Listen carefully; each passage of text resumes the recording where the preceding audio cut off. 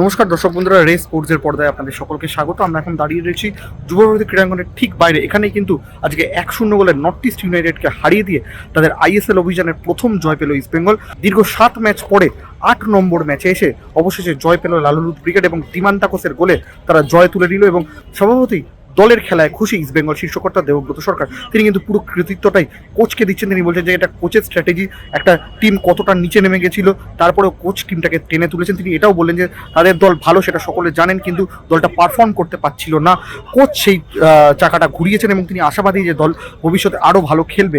এর পাশাপাশি তিনি কিন্তু বললেন যে মহেশ নন্দ এরাও ভালো পারফর্মার, এরা যখন আবার ফিরবে এই লাল কার্ডটা কাটিয়ে পরের ম্যাচে চেন্নাই ম্যাচ যেটা অবশ্যই হতে চলেছে, সেই ম্যাচে তারা যদি দলের সুযোগ পায় তারাও কিন্তু ভালো ফুটবল খেলবে। পাশাপাশি তিনি কিন্তু যে নর্থ ইস্ট কোচ তার সাথেও আলাদা করে করমর্দন করলেন, কথা বললেন। চলুন দেবব্রত সরকার আজকে মাঠ ছাড়ার সময় কি বললেন তার মুখ থেকেই শুনে নেওয়া যাক।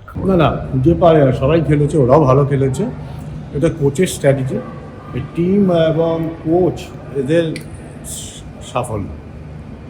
টিম তো আমাদের সবাই জানে যে টিমটা আগের বারের থেকে অনেক বেটার হয়েছে, কিন্তু খেলতে পারছিল না টিমটা।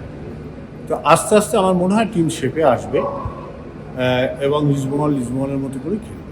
মন্দ মহেশ ওরা পারফর্মারদের জায়গা নিয়ে সমস্যা থাকে। I think so coach will be the best জাজ, বাট আমার আউটসাইড থেকে এটাই মনে হয় দে আর পারফর্মার। ইস্টবেঙ্গল তো লড়াই করে, আমরা একটা সাফারিংসের ভিতর দিয়ে যাচ্ছি, স্টিল আমি মনে করি এখনও যায়নি।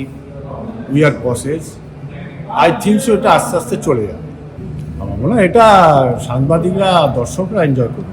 যুবভারতী ক্রীড়াঙ্গন থেকে সৌম্যজিৎ দে, রেস স্পোর্টস।